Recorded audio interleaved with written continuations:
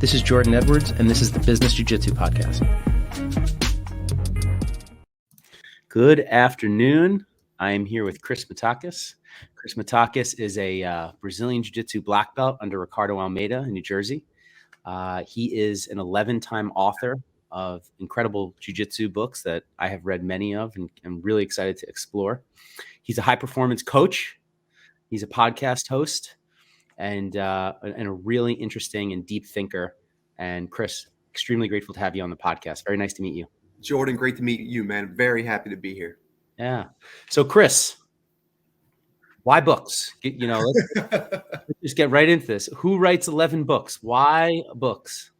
I think that you write a book to solve a problem. And for me, thinking is very difficult, but I use writing to think externally. It's a way of just organizing ideas and trying to understand what it is you are trying to solve and your best attempt at doing so. So for me, like the only way to think is to write. So that's just why I keep writing, is I keep thinking. Yeah. Books are such an important part of my life. And I was a terrible reader when I was growing up. I had a very hard time reading in college. And when I started running businesses and getting a little bit of success, my natural talent only took me so far. And as soon as that natural talent ran out, I said, I better go find the answers to these questions. I don't know what people are asking me questions. I don't know the answers to them. And I found so much comfort in books because all these leaders and generals and presidents, they were so candid in these books. I couldn't believe what the knowledge they were giving out. It's like almost a secret recipe. Yeah. Dude, I kind of view it as like each book is a new pair of glasses, and you're going to need that specific pair when you look at a specific problem. So for me, it's like I want to get as many different pairs of glasses as possible so I can cycle through them whenever a problem presents itself. Yeah. So Chris, tell me a little bit about yourself. Where'd you grow up? You're from New Jersey, is that correct? Yes, sir. I actually grew up like 2 miles from Professor Almeida's first school, which was just complete happenstance, blind luck. And I graduated college and a week later took my intro class. At the time, I didn't know who Professor Almeida was. I heard of Jiu Jitsu. I figured I'd give it a shot. And the fortune to stumble into one of the greatest instructors of all time and have him become your mentor. It was an absolute blessing. So it was my 20s, dude. Yeah. All I did was jiu-jitsu in my 20s. Like I stayed in friends' houses, renting spare bedrooms, like sleeping on couches and mattresses on floors. And I just trained and read. And that was all I did for a decade. And it was time well spent. And then 4 years ago, I opened up my own jiu-jitsu academy in Florence, New Jersey. And that has been an absolute joy to get to share jiu-jitsu with others. Yeah, it's a beautiful academy. For those of you who are listening along, you can find Chris's academy on Instagram or website or whatever. But you have a beautiful aesthetic there. I really think it looks like a calming place. I really would like to come visit one day. Dude, I would love that. You are always welcome. I appreciate it. I tend to be a minimalist and probably to a fault. We're expanding in like 2 or 3 weeks, so we're gonna upgrade a little bit. So I'm going to walk that fine line of being a minimalist, but still having something on the walls. Yeah. Well, when Professor Almeida was on this podcast, you actually got a shout out. Now that I'm thinking about it, you were one of the people that we discussed. And one of the things we were talking about was, what is in the water in between Philadelphia and New York? When people think about New Jersey, it's like kind of like, it's sometimes a joke, but, they get shit on a lot. But the simple fact is that some of the best jiu-jitsu in the whole entire world is right in between Philadelphia and New York. And Professor Almeida told me, he said that was intentional when he was thinking about opening his gym. He wanted to be smack in the middle of this, mega metropolis. Dude, and he did it. Like, I remember this would have been around 2010, 2011, 2012. That MMA room, all the guys from Henzo's came down to South Broad Street on Tuesdays and Thursdays. Everyone else traveled like to Mecca. And we would be in a room that we had no business being in because there'd be like 20 UFC fighters in there. And we were just barely hanging on. But to have access to those kind of people, it's such a blessing. Yeah, it really is. And you've been a longtime teammate of guys like Frankie Edgar, right? And I know that he supported you. So can I share a Frankie Edgar story? Sure. Dude, this is my favorite Frankie Edgar story. So after he beat BJ Penn, You know how guys are like in a training camp and they're training like lunatics, hyper specific, and then after the fight, you get a break. You know, you work on different skills, that kind of thing. So we always had our pro jiu-jitsu practice on Fridays, and then that was kind of like the end of the week for the MMA guys. And then Saturday was like a regular gi class. So Frankie had just beat BJ Penn. He was UFC champion, and he's going to come take a gi class tomorrow on a Saturday morning. And like that doesn't happen, you know. So we were all excited. And I remember he told Professor Almeida, and Professor said, "Okay, we have fundamentals at 9 and advanced at 10. I'll see you at 10." And then Frankie Edgar, UFC champion, asks, "Should I come to the fundamentals gi class too?" Like just that humility, that sums him up. And he's an exceptional archetypal person. And I'm very grateful for our time together. Yeah, he's well, if you listen to his podcast ever or followed his career, he's just a really special person, special human, a lot of connections. I've never met him, but through this whole New York, New Jersey jiu-jitsu scene, so many overlapping, relationships and people. And so looking forward to meeting Frankie one day.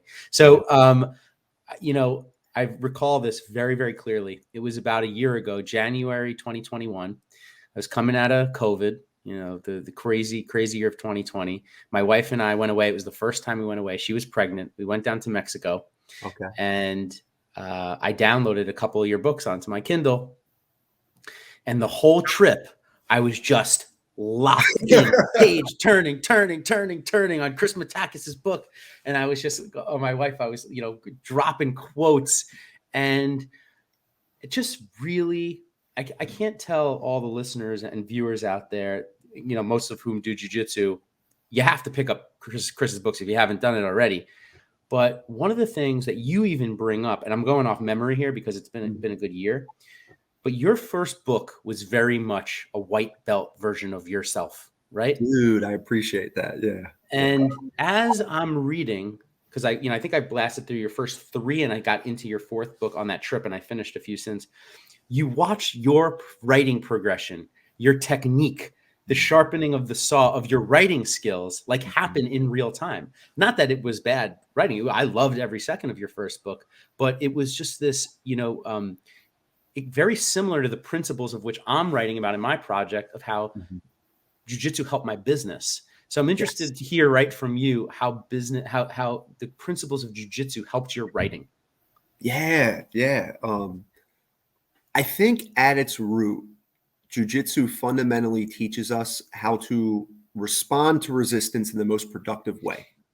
And the thing about jiu-jitsu is you have unlimited reps at doing that. Every time we go train, there are just countless opportunities to fail, integrate the lesson, go pursue the difficult task. And I think if you do that long enough on the mat, you can't not interact that way in the world. And I'm a huge Carl Jung, Jordan Peterson guy, and they talk a lot about this idea that you need to be an apprentice.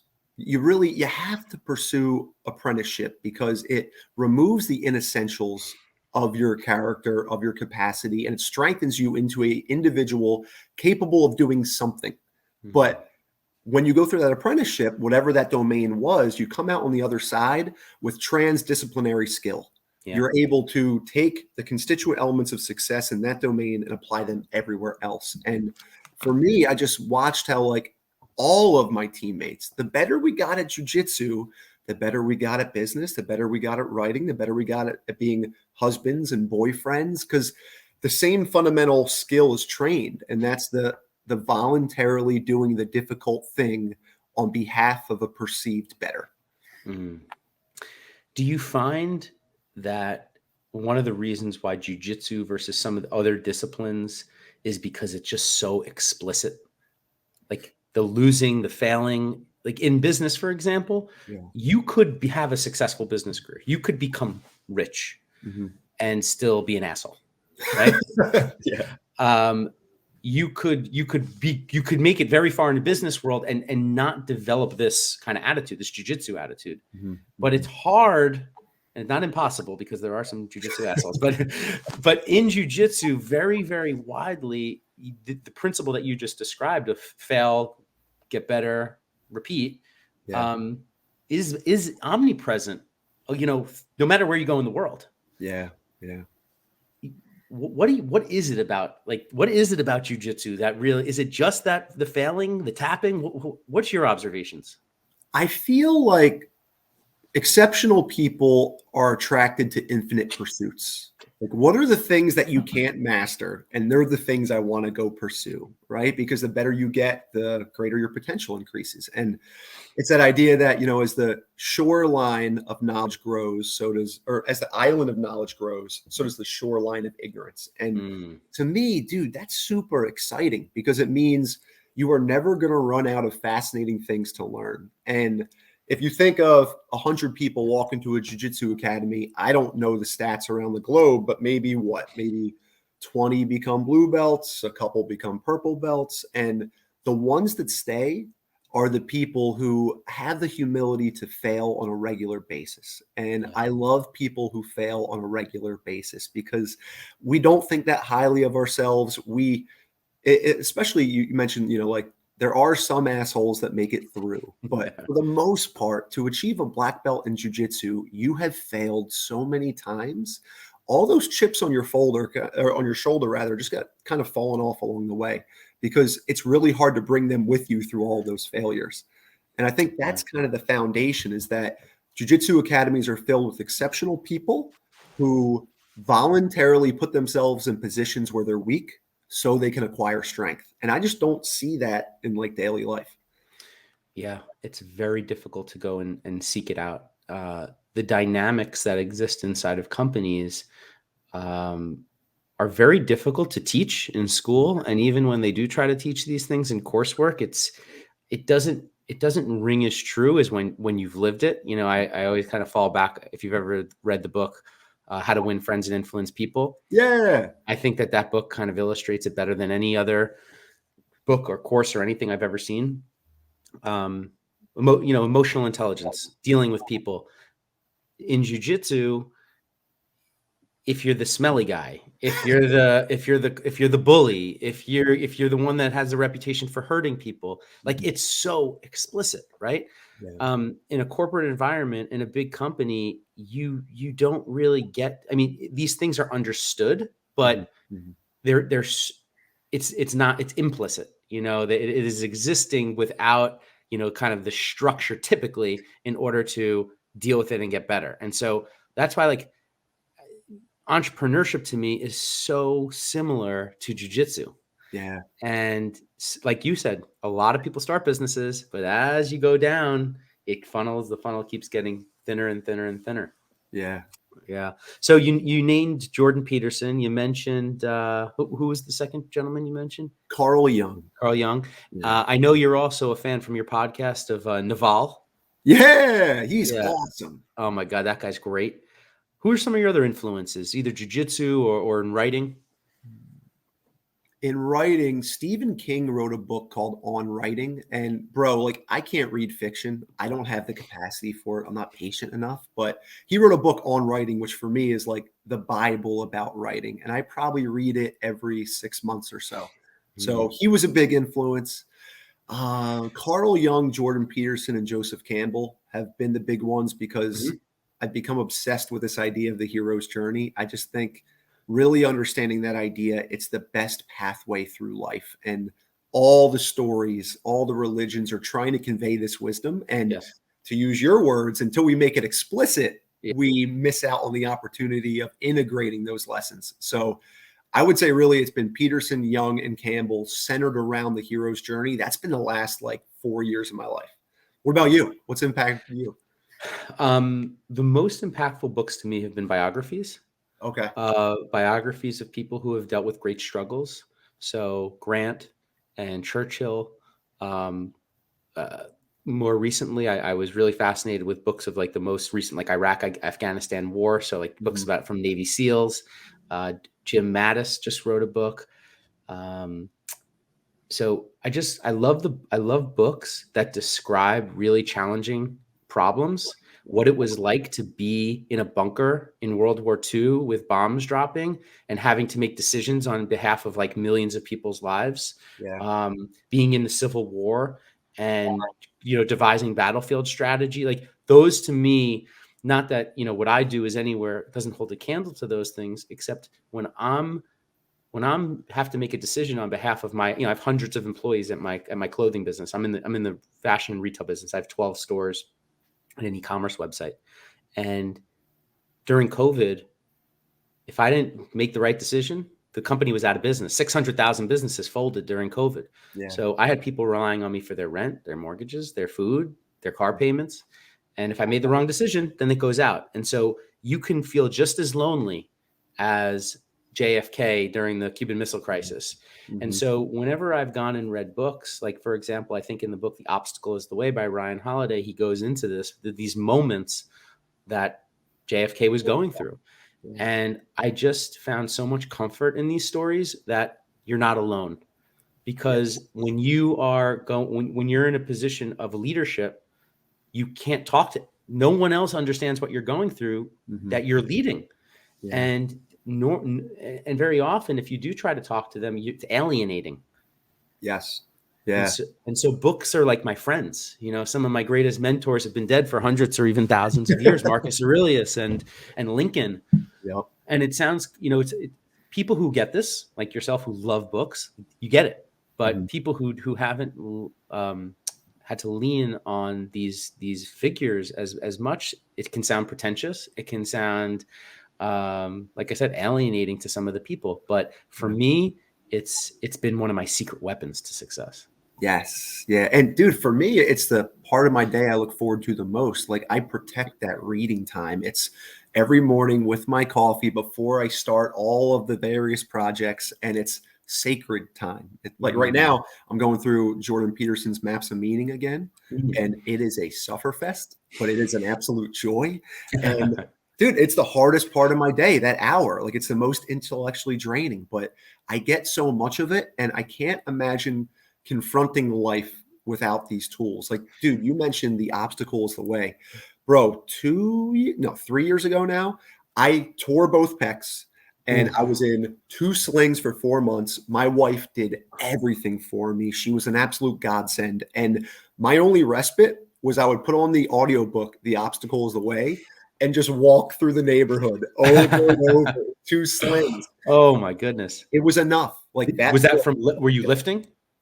The first one was I tore my 1 pec lifting, and then I'm an idiot. I kept going. I trained like a week later, and over time, years later, the one kept tearing until ultimately the other tore, you know, and compensating for it. And then, dude, right there. So what a perfect allegory to business. Like, if you ignore the whispers, they become the screams. And I'm hoping I learned that lesson, but time will tell. Well, on the note of learning your lesson and omens and the hero's journey, have you read the book The Alchemist by Pablo Coelho? Yeah. Dude, what was it? Maktub? It is Maktub. Yeah, that is it. My wife has Maktub tattooed on her ribs. That's amazing. Yeah, good memory. Good, very. Yeah, I love that book. My wife introduced me to that book when we met, and I've read it, I have to say, close to 100 times. But I listen before I go to sleep every night. We listen to it to go to sleep. You know, put on 20-minute timer on Audible and just play it and doze off to bed. But that book is all about, you know, pursuing the hero's journey and your personal legend. That was my first LLC. Before I started teaching jiu-jitsu full time, I was a strength coach, and they would only pay me if I was like a private contractor. So my LLC was Personal Legend Exploration. Oh, wow. All right. So you get it. So speaking of writing, I mean, Paulo Coelho, I think he only writes a book every like 2 years when he finds a certain kind of feather. That's ridiculous, but it's working for him so far. Yeah. So what are the kind of things that continue to inspire you? I mean, I even know the answer to some of that, because some of your writing has been influenced by what you're reading, like Jordan Peterson's The 12 Rules. You wrote a book about, I think, the 12 Rules of Jiu Jitsu, and Ryan Holiday wrote The Daily Stoic, and you wrote The Daily Martial Artist. By the way, highly recommend everybody pick up The Daily Martial Artist. I have a copy. I sent it to Chris in advance of this interview. I have it right next to my fireplace. I pick that thing up constantly, and I just read a page. That's awesome. I appreciate that. What are kind of some of the things that are inspiring you to write now? So when I mentioned earlier that like I'm really becoming obsessed about this hero's journey idea, like, dude, I'm obsessed about it. So Yeah. Carl Jung had this idea that people don't have ideas, ideas have people. Mm. And that has really hit home for me because this hero's journey, this hero's archetype, essentially what it's saying, it's like there is no guarantee of success. But if you engage in the behavior process of admitting your ignorance and voluntarily pursuing difficult things on behalf of progress, Mm. it's your best chance of success. And I am very big on Carl Jung's idea that what we all really seek is wholeness. Like we think we want perfection, but he said like prior to perfection, you must be complete. So if you just pursue being complete, that's going to give you a lifetime's worth of work. Yeah. So I'm trying to simplify things of like, okay, what is the best behavior pattern in pursuit of that completeness, to be the best husband, to be best in my health, in my business, in my passions, everywhere else. And it just turns out that it's the same process through all of them. It's embodying that archetypal hero. So Mm. I'm really trying to understand this. And then more specifically, I want to translate it because, dude, you can't read Carl Jung. It's impossible. It takes forever and maps a meaning. Like it's a struggle. So Yeah. I kind of want to take these ideas and make them more accessible so we can all apply them. And I think to the degree that we do, our life improves. So, Mm. bro, it's been the hero's journey. That's really you're on your own hero's journey. It's really interesting. As I'm hearing you talk about this, I'm struck by these ancient ideas. Like none of the ideas of Carl Jung or Jordan Peterson are new ideas, or Ryan Holiday for that matter. These are ancient ideas, and the ideas of philosophy, of stoicism, of oneness, like they predate the invention of writing, and they were passed down from prior generations of humans that were living like the identical kind of life experiences that we are living today. And one of the things about reading philosophy is like you just how modern they were as thinkers. They yes. were very modern thinkers, even though they didn't have the technology that we have. A person living 2,000 or 5,000 years ago was just as modern in their the depth of thinking. And so I wonder, like how are your ideas advancing on this subject? Like what kind of ideas are you drawing comparisons to like daily life, like how to live a better life today? Like where do you see this? How do you reconcile these two? Yeah. So I think if you view ideas through a Darwinian lens as really like an evolutionary tool to continue, the ideas that work continue and the ideas that didn't don't.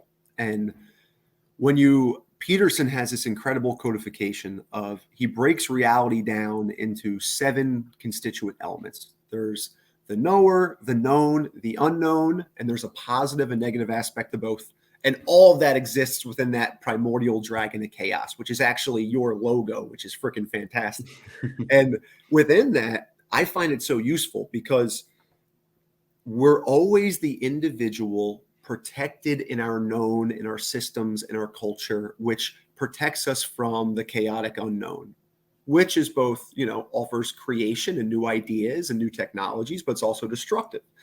And I think that's why you read a Seneca or a Marcus Aurelius, and it feels like it was written today because they're still confronting the same unknown and they're still supported by the same known. Now, those things change, like our houses are different, our means of transportation are different, everything is different.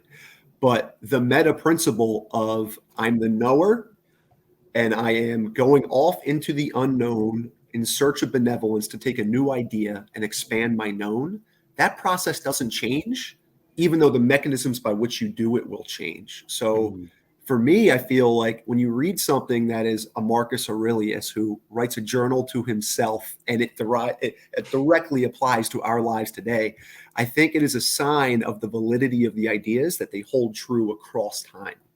Yeah. Well said. Very well said. Well answered. As you have these ideas, one of the things in Jiu Jitsu that has been one of my observations, that how it helped me in business, was that it gave me a technical approach for getting better at things. So as I was trying to get better at business, I started off being better at business than jiu-jitsu. And then at some point, it goes back and forth.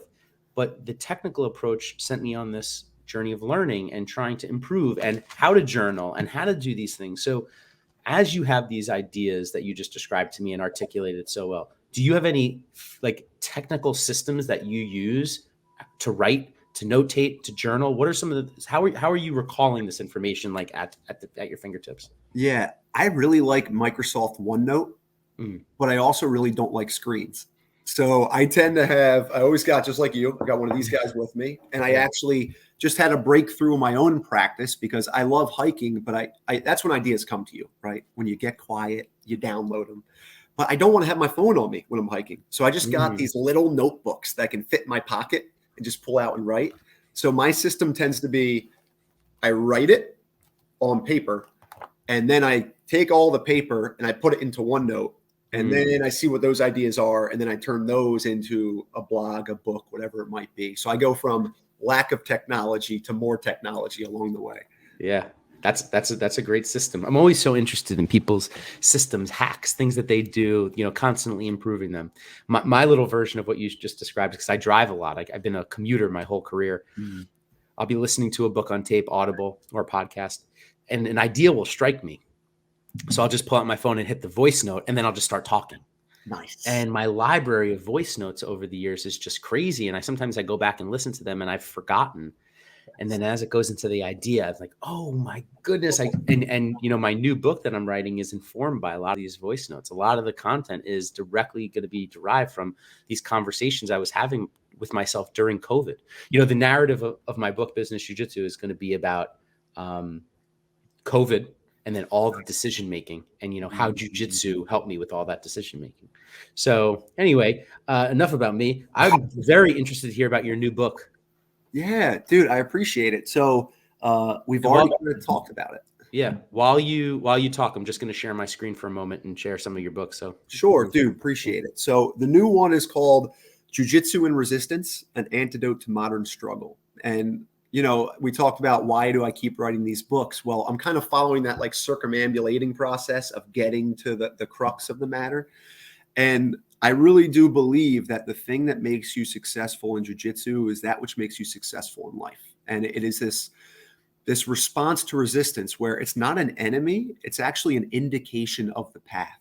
Like if you are experiencing resistance, that's why I love the hero's journey idea, because there's this idea from Joseph Campbell's work about this old story where all the knights go off into the forest, but they split up when they get there. And each one goes into the forest where it's darkest to him.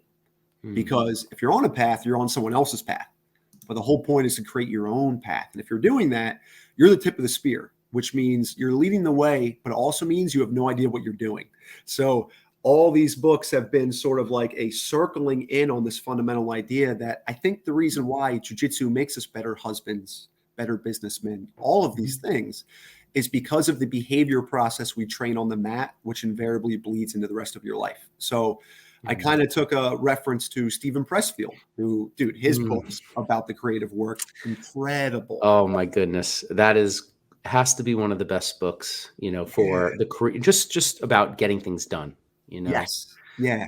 That war of art. That's where I got the resistance term from. I kind of took it one step further, at least in my own eyes, because it was, no, resistance isn't an enemy. It's your friend. It is this experience of meaningful engagement is telling you what it is you're supposed to become. So I like viewing it again through that lens of the hero, where everyone wants the gold, but we're hesitant to fight dragons. But you don't get gold without first going through the dragon. So what if, rather than complaining and feeling bad for ourselves that we have these dragons we have to slay, what if we saw them as a precursor to the gold, and they're actually the same thing? It's just dragon-gold.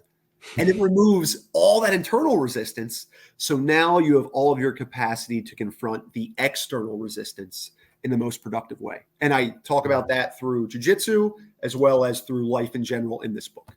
Yeah. It's interesting to me that you don't love fiction, but you're still so, enamored by the concept of the hero's journey. Not that you have to have both, but, story and anecdote is such a great, used to tell the story of the Yes. hero's journey. So maybe you'll start to develop a new appreciation as you go deeper and deeper down the rabbit hole. Dude, I hope so. And I mean, we use stories to convey wisdom, right? Yeah. And the interesting thing is, we use stories to convey successful patterns of adaptation before they're explicit, while they're implicit. And then the philosophers stand on that foundation down the road, look backwards and say, oh, this is all the things we were doing. Yeah. And Well, I'd like to point you. I had a guest on the podcast, another Brazilian Jiu-Jitsu black belt. His name's Alexander Darwin, and he's written a series of books called The Combat Codes. okay. And they are fantasy novels, but through the lens of mixed martial arts and jiu-jitsu. And it's hyper realistic explanation of jiu-jitsu with storytelling about the hero's journey. And they're very, very good reads. So I would just want to promote him a little bit because he's a great guy. He's getting a lot of traction on his projects. Awesome. So that might be a good one for you to check out. It's called The Combat Codes. I'll shoot it to you after this. But please do. Thank you. Yeah, that sounds interesting. Yeah. In addition to your writing, you're also a coach, not just a jiu-jitsu coach, but you're a performance coach. Yes. Would you mind giving us a high level on what it is that you do as a coach, jiu-jitsu and also performance? Mm-hmm. And then I'd love to understand, like, how, when you've been the mentee, you know, whether it's Ricardo or anyone else has been influential in your life. Yeah. So on the performance side, I really enjoy that. Like, the thing that most attracted me to jiu-jitsu was that this was a problem worth solving. And I want to figure this thing out. And that's what attracted me to psychology, because that's definitely the problem worth solving, you know? And it's interesting. People come to me for various reasons, which is why I enjoy it so much, because every client is different. But it always stems around a couple things. It's either they are somewhere and they want to go somewhere else, and we figure out the path to get there, all the while removing the subconscious patterns that are impeding that path. Or something traumatic has happened in their life and they don't know where they are. And if you don't know where you are, you can't get to somewhere else. So we sort of break down and understand what it is they're experiencing now to create a more compelling future. But on the whole, it's so funny, dude. It always comes back to the hero's journey, because whatever it is you're trying to do, I help people embody that behavior process that leads to maximal success. And part of that is becoming more conscious.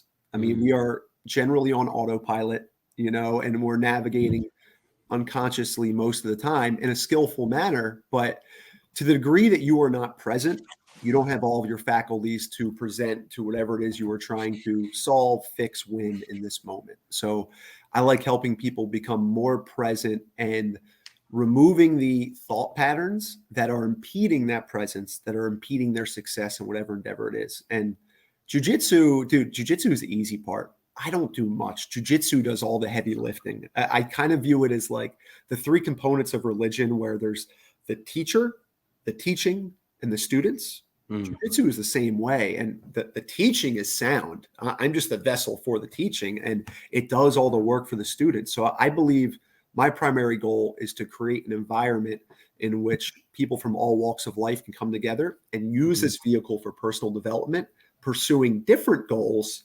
simultaneously. And if we get the culture right, jiu-jitsu will take care of the rest. Yeah. Jiu-jitsu is very powerful, extremely, extremely powerful. Yeah. And I love it as a metaphor for all these things in life, which is why I love your angle. Now, are all of your performance students in the jiu-jitsu world, or mostly? That's where it started out. Most were in the beginning, because the only way people kind of came across it was through the books. And over time, now it's more jiu-jitsu people, but not all, which is cool, because I find that when I work with clients who are heavily influenced by jiu-jitsu, there's no language barrier. We share the same language where we can use jiu-jitsu to solve problems in the psyche. And that is a beautiful thing, because the metaphors just work.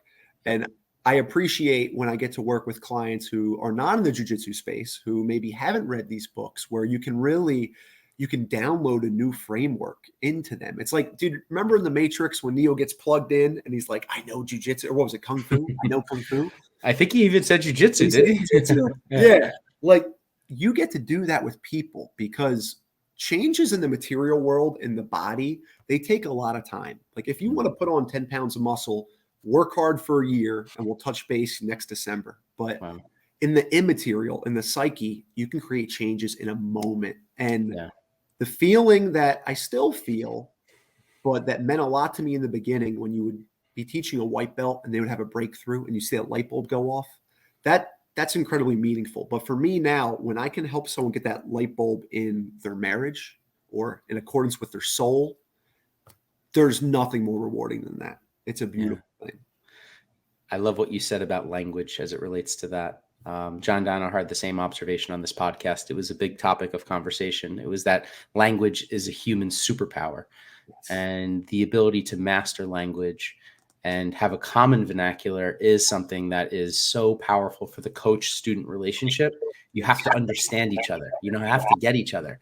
And that is something that is, I don't get to do that in my business life, you know, because virtually nobody that I do business with trains jujitsu. Yeah. But my own understanding of jujitsu helped me so much with my own business life that I love talking to people like you about it, who it's impacted your life and impacted other people's lives. And, you know, the book that I'm writing, and you've written many books for the jujitsu audience, it's a niche within a niche, maybe within a niche, right? You know, like we're jujitsu in the martial arts, in like the fighting kind of category. Mm-hmm. So you're speaking to a very defined audience. But the thing that I love about the audience is it is like every race, every religion, every socioeconomic status. But like once you have that common thread on the language and the understanding, you really can get each other and affect change. So it's so cool that you're doing that. And I think we're able to have a much deeper relationship to the readers, to the listeners, because we have so much shared knowledge that we bring to the conversation. And that's what I think a book is. Like, I think a book is a conversation. It's not just one way, right? You're interacting with the page. Yeah. And we're able to use our shared experiences on the mat. And then, dude, like you and I, we've read a lot of the same books. Like, I just met you, but I feel like I know you because we have so much shared understanding and we can have meaningful engagement. And as you tend to go further down these roads, there's less and less people on the road. Yeah. And it's really cool when you meet someone else on the road. Yeah, I completely agree. And have you traveled extensively for jiu-jitsu? Like, have you gone out and gone to other places? It was a part of my life because I was traveling for work so much. And so I would drop in Texas or drop in Los Angeles or Florida or Puerto Rico. I was just in Paris recently. My wife ran the Paris Marathon. Dropped into a jiu-jitsu gym. Nobody spoke English. Wow. I was there by myself. I'm training jiu-jitsu. They're teaching the technique in French. But we were speaking the same language with jiu-jitsu. Yeah. You know, I just find that to be so cool. Have you had the same kind of experiences? Dude, no, because I haven't had to. We were so spoiled. Everyone came to us, you know, dude, I was in a room at like every day with a Ricardo Almeida, a Frankie Edgar, a Gordon Ryan, a Gary Tonin. Yeah. And when people would say like, dude, you want to go travel? I would say, no, everyone's here. I traveled for national parks to go hiking with my wife. Yeah. But I don't travel for anything else. Wow. That's awesome. I saw on your website, Eddie Alvarez called you the Tony Robbins of jiu-jitsu. I think that is we need to label you the Tony Robbins of jiu-jitsu and get you out there. Oh, I appreciate it. I hope so. Man, he is an exceptional human. We went for a park walk probably like a year ago, and all the things that we've read in our books, he's learned through a different language through fighting. He is a very wise dude. Yeah. Yeah. Eddie Alvarez, obviously. Yeah. Okay. Because Tony Robbins too is a very special person, with special. But Eddie Alvarez, what a talented guy. Oh man, he's a very, very interesting career to watch. But he was so dominant and just a really, really great technique. Yeah, and dude, the MMA game, like it chews you up and it spits you out. You know, like very few people can have a long career in MMA. And when a Ricardo Almeida, when a Eddie Alvarez, when a Frankie Edgar do it, it's like, pay attention, figure out what's making them successful. And then hopefully you can have a long career in business. Yeah. You know, working the way they fight. Absolutely. Before we wrap this up today, I just wanted to end with kind of just getting into the weeds a little bit on jiu-jitsu, like Please. actually the jiu-jitsu. Are there any like principles or learnings that you really fall back on that stick out in your mind? Like, for example, there's the principle of no arm, 2 arms or no arms. You take 2 arms out, is there a principle that sticks out in your mind that has really impacted you in your writing, like through the lens of jiu-jitsu? So I always kind of took the approach to jiu-jitsu as when you are training with a peer, you're going to spend most of your time in the guard, whether on top or on bottom. That's just how it works out. So I spent a large percentage of my time hyper-focused on guard and guard passing, because I feel like if you get those 2 things right, everything else will take care of itself. If you have an impassable guard, you're not going to get submitted. And if you have great guard passing, you're not going to get submitted. You're not going to get reversed. And I spent a lot of my time there. And within those, it becomes pretty simple, right? Like guard passing at its root is trying to get head to head. And guard playing at its root is not letting them get head to head, resetting the position as much as possible, and using their excessive movements to sort of actively, reactively off balance and sweep. So I've kind of looked for like, what is the bare bone principle? Because one of the things I get really excited about is like, I'm not going to train very many world champions. It's not what I'm here to do. I am here to help your average 42-year-old dude become a really good purple belt in jiu-jitsu. So you want to pave the path and make it as explicit and clear as possible. So I tend to, like this week, we're doing side control. And I will try to hone it down into, guys, if you just focus on this one thing, everything else will take care of itself. And I guess in the context of writing, I've tried to be equally simplistic in like, let's just get this one thing right. Like back to Stephen King, he said, the road to hell is paved with adverbs. I don't have a lot of those in my writing. It's almost like robotic. It's very just point A to point B. And I didn't even realize it until this conversation and you asked, but dude, that's the way I do jiu-jitsu. It's what is the minimum viable product to achieve the goal? And that's what I'm going to do. Yeah. And then I just realized that that's exactly what I do with writing. So thank you for that revelation. Yeah. Cool. Well, I really appreciate the conversation. I'm so grateful to meet you. I just want to tell you and everybody listening that when I was starting this project and then reading your books, you were one of the people that I wanted to talk to. And I didn't have a chance to reach out to you yet. But when you start down the path of what you're supposed to do in life, you start to attract the people in that you want to be around anyway. Yes. And you got to know me today through this conversation, but I've known you for the past couple of years through your writing. And so, I already feel like I know you a little bit also. And now we just get to build that rapport, which I'm really grateful for. So thank you so much, Chris, for being on the show and being a part of this podcast. And I have a lot of your quotes pulled out in my notes for my upcoming book. So I'm excited to. Well, I know we're short on time. Can I ask you one question? Sure. All right. Because you're the business guy and I am an emerging business guy. So I kind of have this belief that we have won the capitalist game because Naval Ravikant's idea that you become the best in the world at what you do and you keep changing what you do until that's true. And the only way we're going to do that is pursuing what we find meaningful. So I kind of feel like we won the capitalist game and that all of our businesses, or at least what we want it to be, they're all centered around our personal development. And the more we grow along our own path, the better our businesses will be. What are your thoughts on that? Business like jiu-jitsu is all about constant improvement and elevation. The moment that you stop growing, you die. You stop doing it. Yeah. If you keep going back to the well in jiu-jitsu in business, whether it's back to the same customers over and over again, back to the same vendors, at some point, someone's going to come and figure that out really fast, and they're going to out-innovate you, beat you at your own game, out-compete you. It's kind of like in jiu-jitsu, the blue belt who never grows up to be a purple belt. They're the forever blue belt. They're on and off the mat, and they're not bad. They can handle most white belts, but other blue belts come and pass them by and become purple belts. Yeah.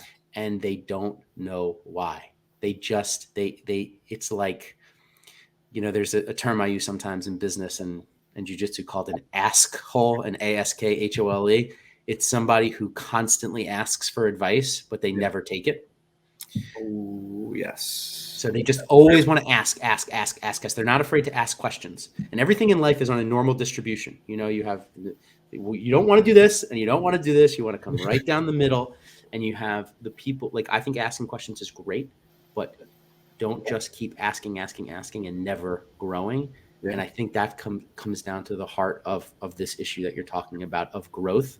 And as it relates to us as a total economy and like becoming the best capitalists, well, China's economy is getting bigger than ours. If not already bigger. It's going to be multiple times the size of us. Their population is growing faster. And even though they're a communist society with a capitalist inclinations, our capitalism has rules, and all rules can be exploited. And that's one of the things I also love about jiu-jitsu is the eternal problem solving of this problem, which is you are presented with a set of rules and you have to figure out how to win because of those or in spite of those rules. So they can put them on top of you, and there's someone trying to outcompete you. So like, even though we've become the best, as we're saying that, China figured out a whole nother system, whole nother way of doing things that may end up outcompeting us, and we may have to start to live with that reality. Yeah. Dude. All right. I would love to do this again, because we could pick up there through the lens of the hero's journey. Yeah, sure. Talk about that process. That would be really fun. I would love to do it. And where in New Jersey is your school? Let's do a little Google on this. I'm going to share my screen while I do this, because I actually spend a lot of time in New Jersey. I have 2 stores in New Jersey, Livingston, New Jersey, and Closter, New Jersey. I think you might be in the South, though. Yeah, I'm in Florence, New Jersey.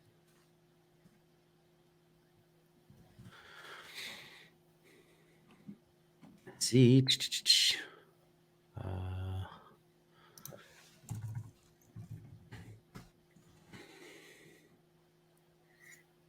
This is you, Matakis Jiu-Jitsu, Florence, New Jersey. Let's see where you are. Okay, so you are. Oh, you're far. You're over all the way out west, and almost near Philly. Yeah. All right, cool, but not too far for me to visit. My next stop is right over here, near the Brunswicks, Marlboro. Okay. So how far are you from Marlboro? If I had to guess, probably an hour or so. All right, cool. Yeah. Good.